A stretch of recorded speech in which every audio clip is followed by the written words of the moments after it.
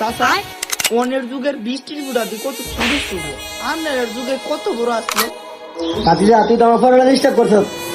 সামনে হয়েছে 22 তারিখ আমার এসএসসি পরীক্ষা।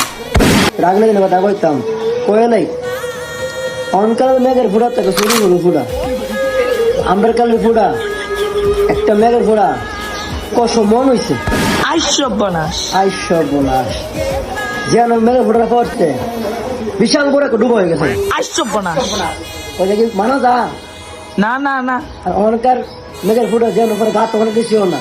আর আমার শরীরে একটা ফোড়া পড়ছিল 4 মাস আমি হুতলা থেকে ঠুয়া পড়ছিল।